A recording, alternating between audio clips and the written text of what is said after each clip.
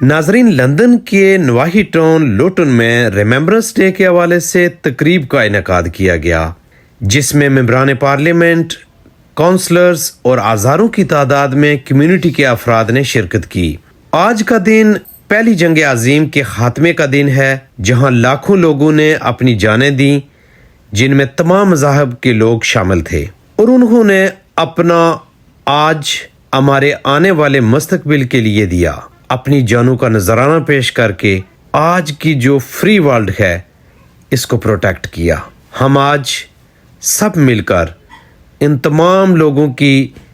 جنہوں نے آزادی کے لیے اپنی جانیں دی ہیں، ان کو یاد کرنے کے لیے اکٹھے ہوئے ہیں۔